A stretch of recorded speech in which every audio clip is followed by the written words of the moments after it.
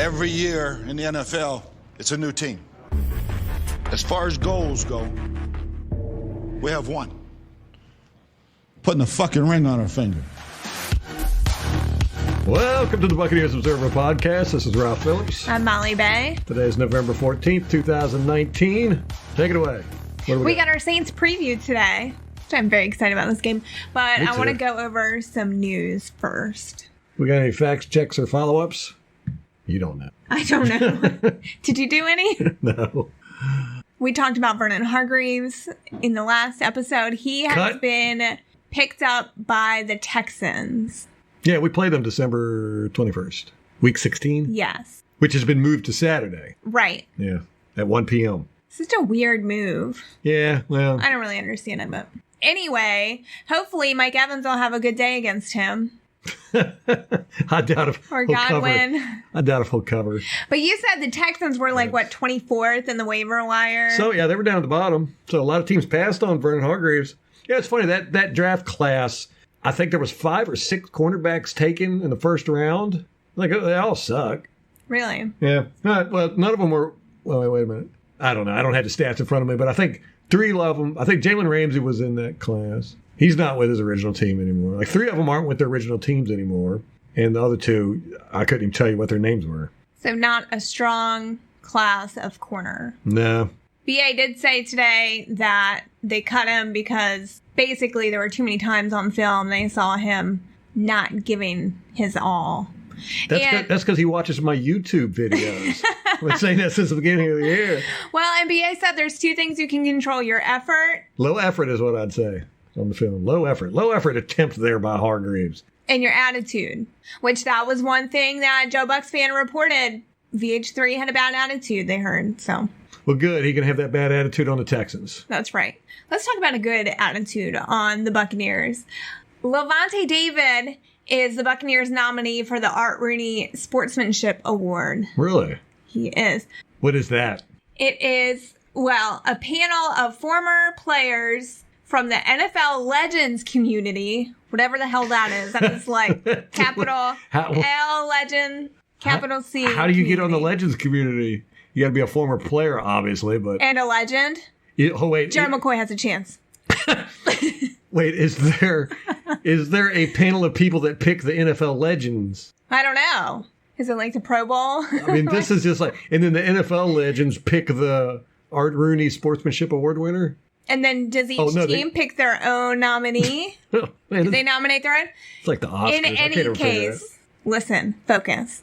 A panel of former players from the NFL Legends community select 8 finalists from the 32 nominees. And that's their official name, the NFL Legends community. Yeah. L is capitalized, community is capitalized. I think we got that. Never heard that before. That sounds like something out of a video game. Okay. Madden 2020 presents NFL Legends community. Well, then it could be like a senior home for NFL players. Right? A Legends community? Like assisted living? We just shove them onto a little just give them commune. A fancy sounding name. The Legends community. That would be the name of the assisted living center. Yeah, but then if you go there, it would kind of shatter that whole illusion that you have because you go and there's all these decrepit old NFL players. You just don't like old people. You're an ageist, man. All right. I married someone 20 years my senior. He was so funny. I was waiting to interrupt you that whole time. I was just sitting there like, NFL Legends community, NFL Legends community. As soon as you started talking, I was like, NFL Legends community. Oh my God. Right over my head. Yeah. So from the 8 finalists, there will be a consensus vote from each team, whatever the hell that means. What does that mean? From the organization's current players, and that will decide the winner. Okay. A consensus vote from each team from the organization's current players. Okay. So the Legends picked the 8 finals. Uh-huh. And I assume the Legends are retired. Okay, former players. A consensus vote from each team from the organization's current players decides the winner from the pool of 8 finalists. So all the players now get to vote from the 8 finalists. Correct. Okay, we got this. You follow me. The winner will be announced on the nationally televised NFL Honors Show on Saturday, February 1st, the night before the Super Bowl. He'll receive a $25,000 donation from the NFL Foundation to a charity of his choice, and he'll get a trophy. Wow. So Levante David, let's pull for him to get that trophy. Get that trophy. Let's talk about how deserving Levante David is of this award. Per Greg Allman, our boy Greg, Levante David has had no penalties since the start of 2017. That is absolutely crazy. He has. How did I not know that? That's I know. an amazing stat. Why don't they ever talk about that? I know. He only has 6 total in his NFL career. What? And he's played more than 8,000 total snaps. 6 penalties in 8,000 snaps. How insane is that? That is absolutely incredible. Wow. Wow. Among the 189 NFL players with 1,700 or more defensive snaps since the start of the 2017 season, Levante David and Eric Weddle are the only 2 players in the league without a penalty. Wow. So out of 189 players, there's only 2 that haven't had a penalty. Why do I feel like I have to repeat everything? My brain is slow today. That's crazy. Right? So that's about 1%. And then 8,000 total snaps. You've only had 6 penalties. Good Lord, that's like 0.06%. Isn't that crazy? And he hadn't had any since 2017. I got to break out a calculator for this. I can't believe this. There's got to be something wrong there. I copy and pasted this tweet, so it's not even like I typed something wrong. Unless Greg did. Then you blame Greg. No, it's even more. 0.075. 0.075% chance that Levante David will get a penalty on any play of the game. We probably have a better chance of Vita Vea playing on offense. Yeah, that's going to happen. He's going to run the ball in for a touchdown one day. It's going to be glorious. They've got to give him the ball. All right. Or just let him be a fullback and block. Just let him create a hole. Yeah, did you see him launch Buda Baker on the replay? I don't think I put that in the video I did. I am ashamed. I know. Shame on you. Yeah. You have to make a video just of that. All right, let's talk about the Saints game. Okay. We'll start with the injury report. Carlton Davis returned to practice Thursday in a limited capacity. He's had a hip injury. Now, if you remember, last time we played them, he got ejected early in the game. And he was supposed to cover Michael Thomas, and it totally threw our game plan off. Yep, I think we put Bunting out there. Was it Bunting? I can't remember. I can't remember, but yeah, screwed up our game plan. It wasn't pretty. Yeah, Michael Thomas just torched us. DeMar Dotson missed practice on Wednesday, but it wasn't injury related. Probably just resting the old guy. He returned to practice on Thursday. Well, in football years. What is he, 34, 35? He's an old man. He's such a big guy, too. That wears 6'9"? Yeah. Right? That's a lot for the body to keep up with. I guess. Ali Marpet was limited Wednesday, but returned to practice Thursday in a full capacity. He has an ankle injury. Carl Nassib with his groin injury. He's been limited all week. Anthony Nelson with the hamstring hasn't practiced all week. And MJ Stewart with the knee hasn't practiced all week. But it looks like Carl Nassib and Carlton Davis will be back this week. Hopefully. So that wraps it up for the Buccaneers. The Saints lost a couple of starters last week. Andres Pete. Broke his arm. Right. Left guard. We watched him against Atlanta, too, and he looked like trash before he broke his arm. Yeah, when he broke his arm, it was you could see him run off the field, and his arm was just limp. Yeah. I couldn't get a good view of his arm getting broke, but it was one of those really nasty breaks, it looked like. Ralph has this habit of, on the broadcast, when they slow-mo all the injuries, Ralph's got to rewind it 20 times. Yeah, record it, take a video of it. It's so take a gross, picture of it. I can't. I have, I don't know, quite a few video clips and pictures of guys getting hurt. I think the worst one was that San Francisco game. Oh, yeah, we twisted his arm all up. It was like, he landed on his arm. Yeah, somebody else landed on. I can't remember. But I mean, it was all twisted. His hand. I thought it was a knee injury. Oh yeah, there was that one where it popped out and it was all sticky. You could see the bones sticking out. Awful.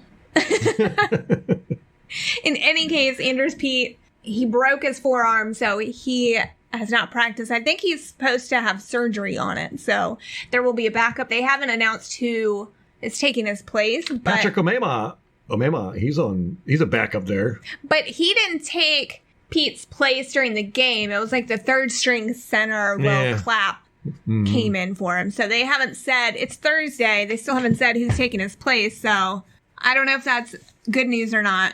Marshawn Lattimore is the other notable absence. He's had a hamstring. He left the Atlanta game also, and it hasn't practiced all week. So that's good news for Mike Evans. Cornerback Patrick Robinson has a hamstring. He was a full participant this week. Zach Line, their fullback, has a knee injury. He's been limited all week. Linebacker Demario Davis has a hamstring, and he's also been limited all week. And then wide receiver Deontay Harris has a hamstring, and he has not practiced all week. So there will be another injury report out tomorrow, and they'll designate whether these guys are going to play or not. Yeah, that left guard, that's Vita Vea's. Their center is a rookie, right? Yeah, didn't they? In the offseason, we were talking about Nick Easton, who they brought in from Minnesota. That was their free agent guy because Unger retired, their center. But then they drafted this Eric McCoy in the second round this year, and he's been starting. So yeah, so we're going to have a rookie and a backup going up against Vita Vea. That should be fun. Yeah, but we didn't get any pressure on them the first time we met them. Remember, we played really low energy. That was the first game. That was week 5? Yeah, we just played really low energy against them.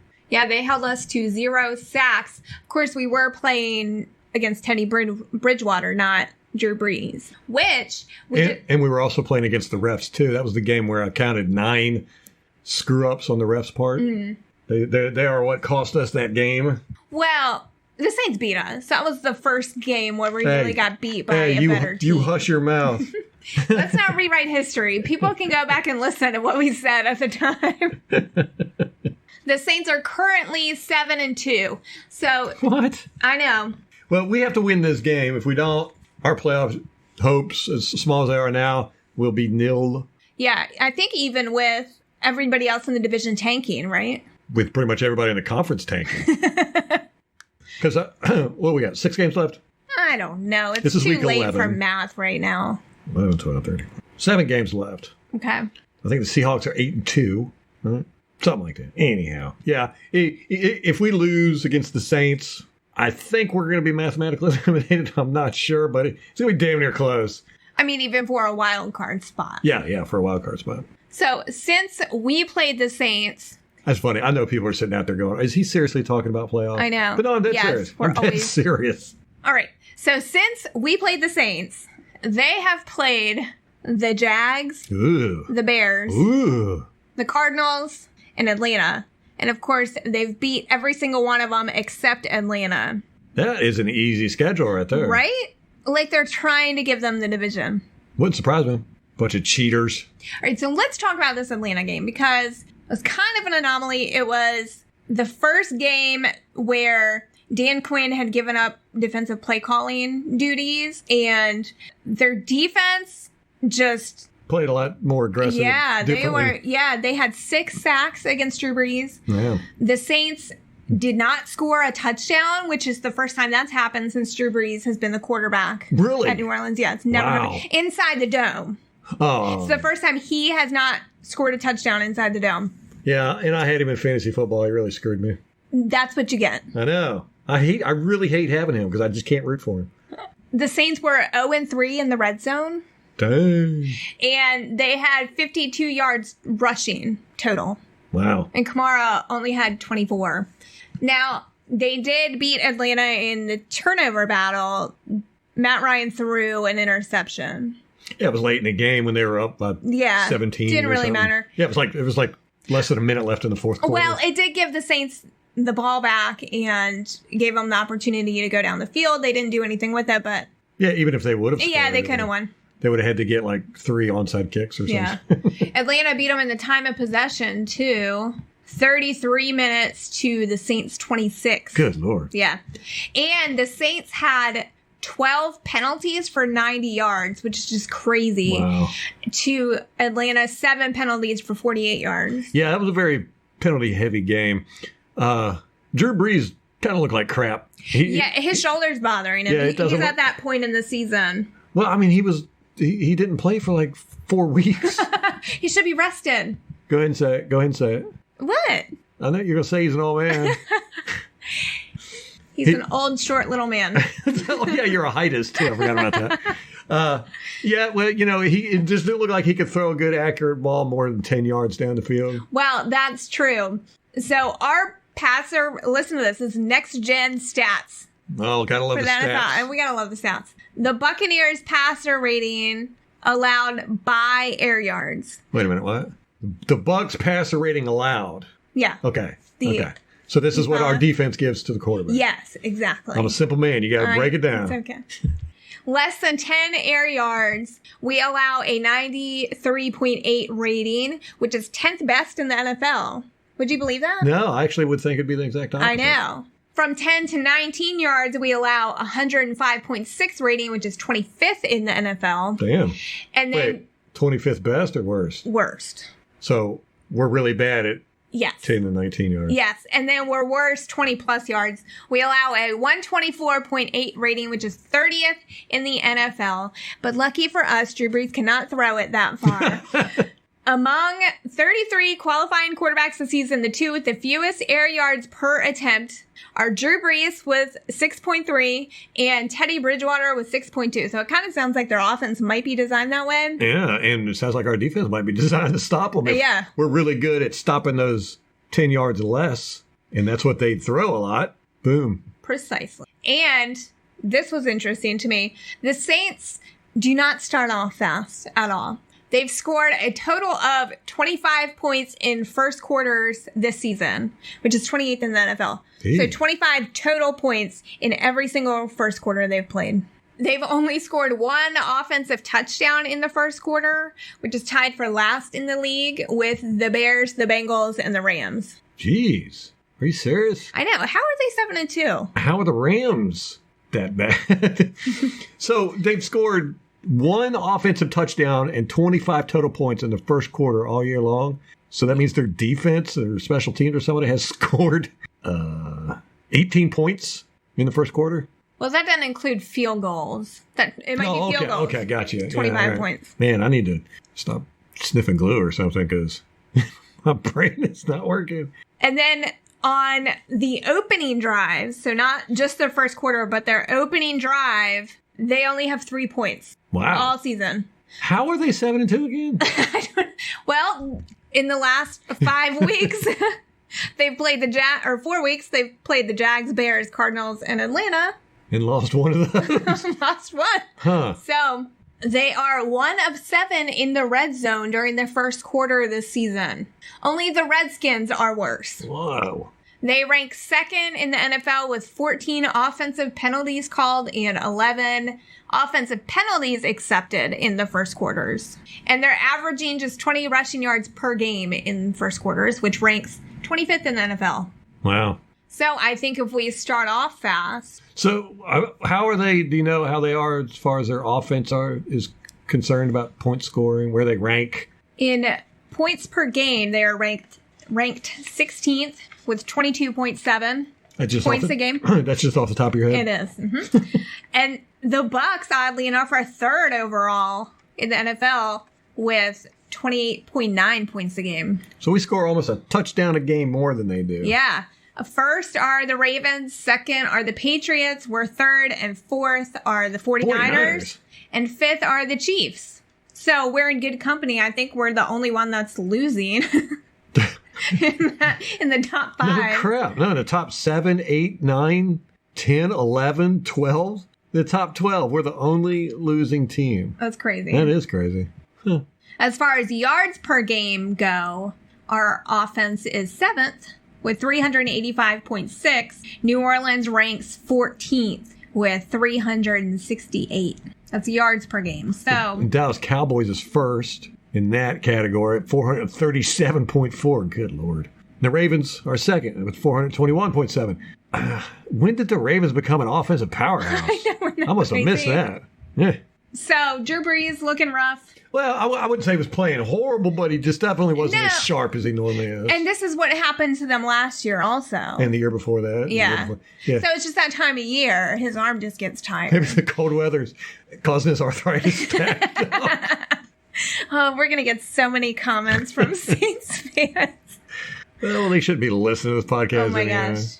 Do not listen to a Buccaneers podcast expecting to hear something Good things about the Saints. About the Saints. Michael Thomas really beat up on Vernon Hargreaves last time we played. I think Hargreaves gave up a couple touchdowns. I don't remember, but Michael Thomas had 182 yards and 2 touchdowns that game.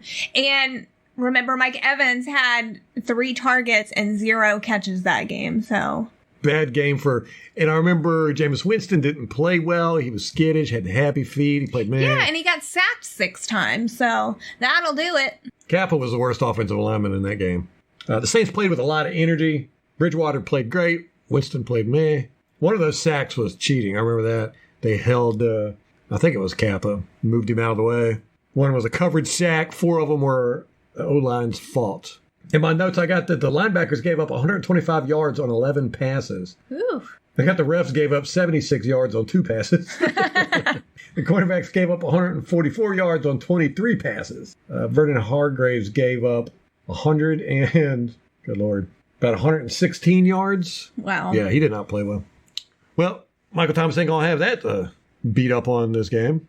I'm excited about Jamal Dean. I like him. There's something about him. I don't know what it is. He's a very unique cornerback. He's got this lankiness about him. He's got that length that Bruce Arians talked about. But anyway, there's something.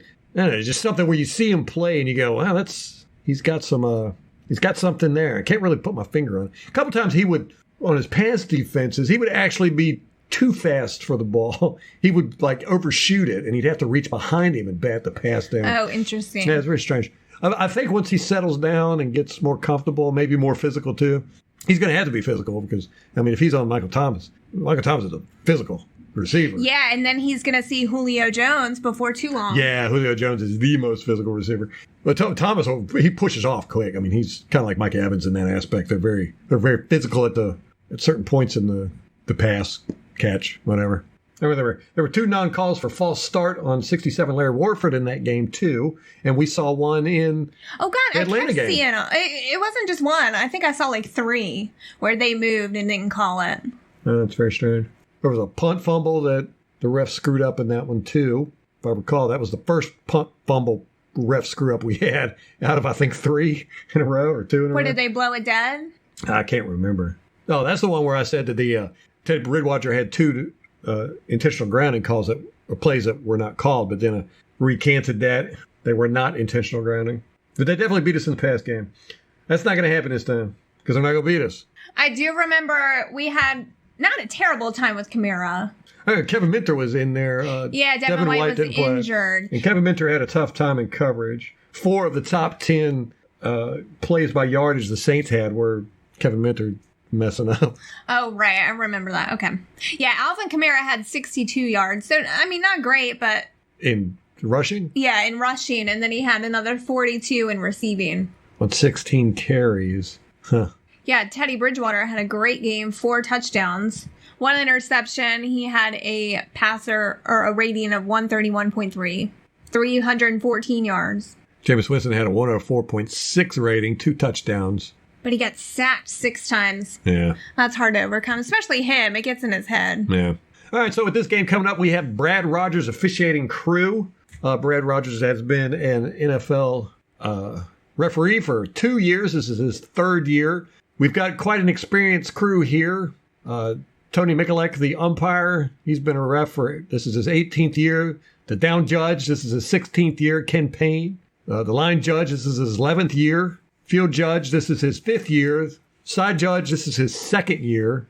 And the back judge, this is his 17th year. Now, 3 of these judges, the back judge, side judge, and the umpire, have all played together last year on Hussey's He's such a hussy. On Hussey's crew. So this should be not we're not going to see too many screw-ups on this one, I don't think. And that's what happens. When you're a team like the Saints, you get the more experienced crews. I think, yeah, right. I think Brad Rogers, this is his 1st year as a referee. I think he was a field judge previously. If that's true. I don't know how he got the referee job. Sure, he slept his way to the top. Oh, that's gross. All right, we got Pro Bowl voting. Are you finished with your summary? We should do some score predictions. Oh, yeah, okay. All right. I don't think I have a number this large for the beat down the Bucs are going to put on. Can you just do an infinity symbol? All right. So we got Bucks, Saints at Bucks, week 11. Molly, what do you think? I think the Bucks are going to take this one. Oh, my goodness. And I'm going to say the score will be 28 Bucks to 17 New Orleans. All right. I'm going big. I know we normally play them close. Hey, Atlanta beat them 26-9. I know. And it really wasn't as close as that. I'm going to say 35-17. How about them? How about them apples? You just got to one-up me. Yeah, I know. Well, they might be without their top cornerback. I guarantee you Mike Evans is not going to have a crappy game like he did last time we played. We came out flat. We looked strong last week playing the Cardinals. Looked like we got our energy back. We're not traveling around a whole bunch. This is a home game. Speaking of which, last Sunday against the Cardinals was the Bucs' lowest attended game since Raymond James Stadium opened. Overall, the Bucs ranked 30th in the league in home attendance.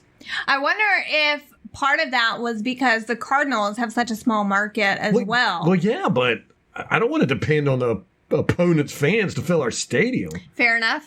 Now, when this was brought up, this was Eduardo Encina, he's with Tampa Bay Times, right? Yeah. Okay, he brought that up, and he asked the fans, what's the root of the attendance issues? Everybody says, well, you got to start winning in order to get the fans to come. We've talked about that here on the podcast. You know, it's kind of a catch-22. You know, if fans are only going to come when a team wins, that's called bandwagons, right? Bandwagons. And that means when they lose, they're not going to show up. So a team's got to constantly win in order for the fans to show up.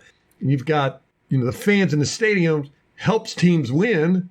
It gives them a strategic advantage, if not a moral advantage. So if the fans aren't showing up, teams aren't going to win as much. And if teams don't win, fans aren't going to show up. So it's, it's a loop. It's a catch-22. So, my theory is just show up. Just let's fill the stadiums and, support the team. Maybe they'll start winning. It reminds me of the Green Bay Packers. Back in the 80s, the Green Bay Packers stunk. I mean, they were bad. Horribly bad. It's been that long since they sucked. Yeah, I know, right? Ugh. Well, they got Brett Favre and then they got Aaron Rodgers, and it's just been whatever.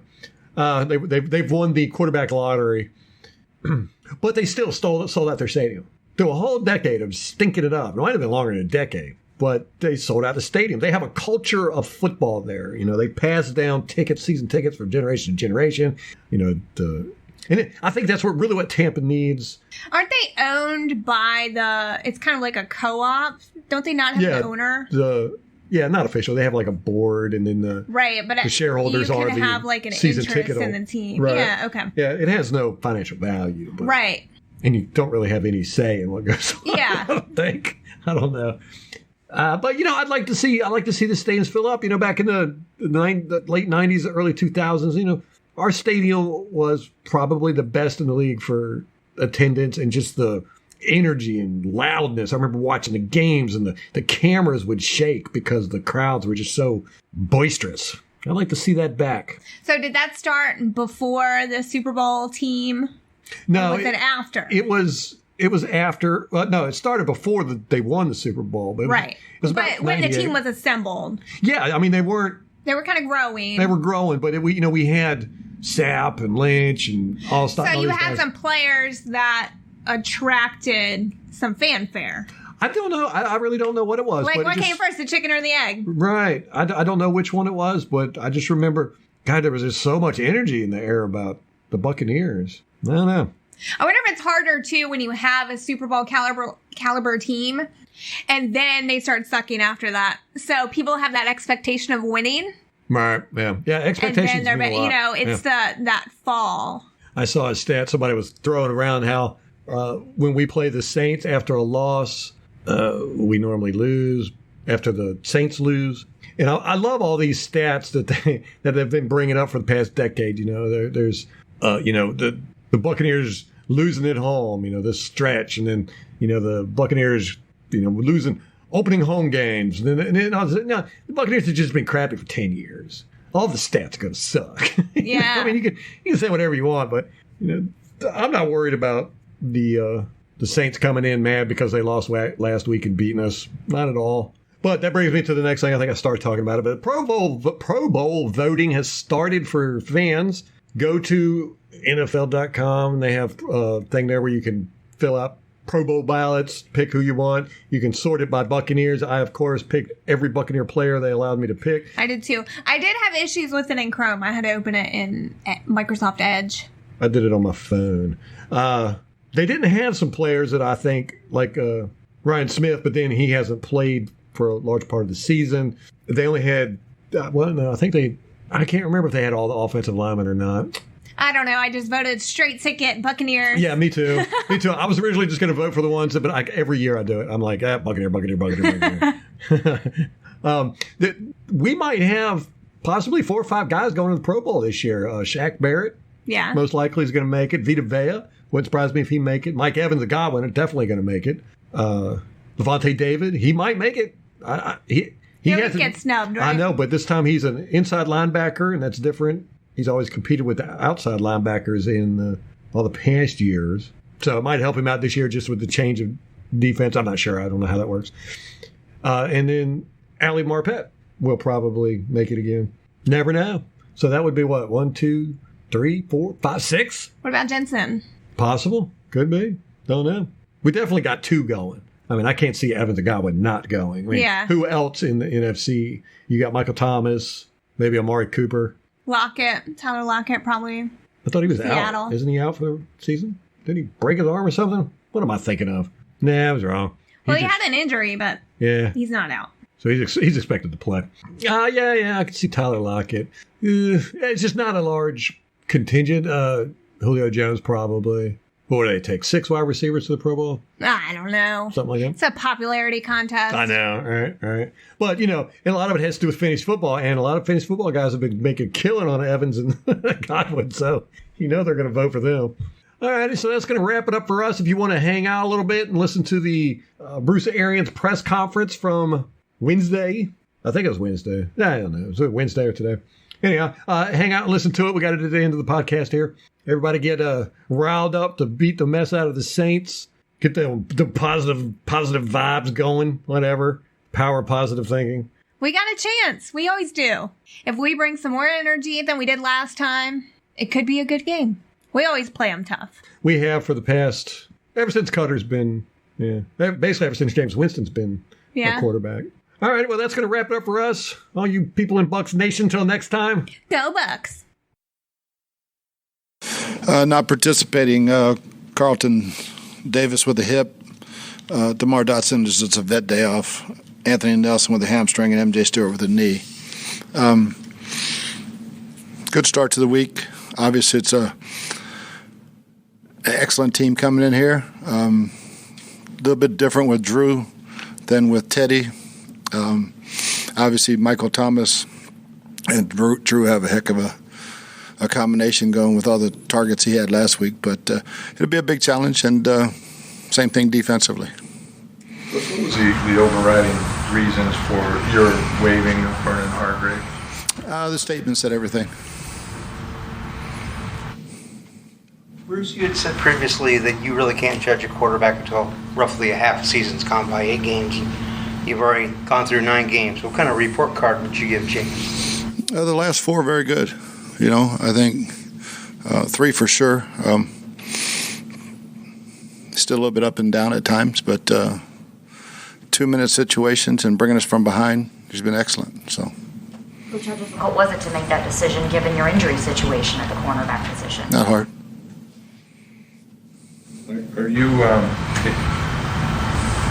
Are you hoping this is like a statement, like there would be some message received in your decision about hustling, about not hustling, about what you talk about accountability? Is this an accountability type move? Yeah, I really want to get into it, but it's a decision Jason and I made. Is it I'm sure you're hopeful that Carlton plays. You think that he'll be able to go? We'll see tomorrow. Coach, on Michael Thomas, he's leading the league in catches and yards by a big margin. Doesn't matter who the quarterback is, apparently. He's not Tyreek Hill in terms of being a burner. What is special about this guy? He's big, strong, physical, and he can separate. He's got quickness for a big guy, very much so like Mike Evans, but he's long. he doesn't drop many passes, that's for sure. The he's legit. With Jameis being in obviously a big contract year, when it comes to your personal evaluation, he's been here, this is his 5th year, but when you evaluate Jameis heading into 2020, are you going to look at this year and not the previous years? I don't care about the last 5. I only care about the one when I had him. So, and it ain't got to do with the Saints, so. With MJ Stewart, I was just curious if you had a sense of how long or what the timetable might be for him to get back. Possibly 3 to 4. You've talked about your confidence in these young guys. The more they play, obviously we saw Dean make a huge improvement from his first start to the play he made. Is this an opportunity now for those guys to continue that? Yeah.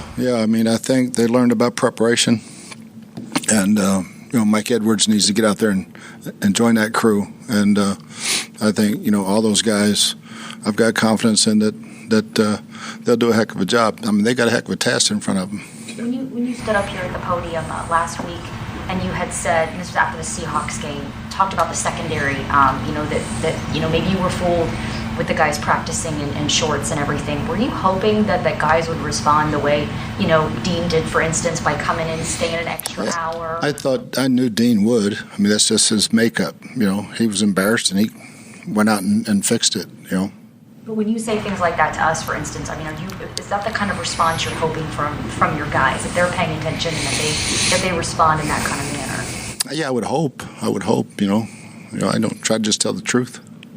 Coach, it doesn't happen often that an in-season release happened the way it happened with Vernon. I know you mentioned the fact that you have the statement out already, but when it comes to you personally and your experience in the league, is it a matter of something that's happened, just a snap decision, or cumulative when you release a guy in the middle of the season? No, it's a cumulative thing. Bruce, what have you seen in terms of progress and taking to the next level from Ryan Jensen, as not as a center but as a leader on your line? Yeah, he's doing a heck of a job. He does all the identification up there, and he's playing at a really, really high level right now. And I love his attitude when he plays.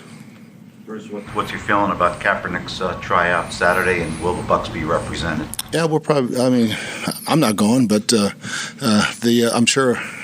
We usually have somebody at all those type of workouts. So see what's up. What do you think about the league decision to schedule this? I don't really have an opinion on it. Yeah, the league has insisted that it was on a Saturday versus Kaepernick wanting it on a Tuesday, but some people in the league have argued that if it's on a Saturday, coaches that are preparing for games, it kind of discourages them from attending, same with GMs. I don't know of any coaches going anywhere unless it's on his campus. Coach, you talked about officiating, obviously some, but... Don't get me fined now. I'm not trying to... Again? How much was that fine, by the way? Yeah. None. Really? They didn't find you? Were you surprised by it?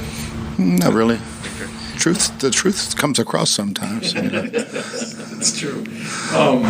When they added you can challenge a non-call, right? Mm-hmm. I mean, you're already tasked with having 2 challenges, and that's it, and that's an extra layer of responsibility of when to use them and strategic and all that.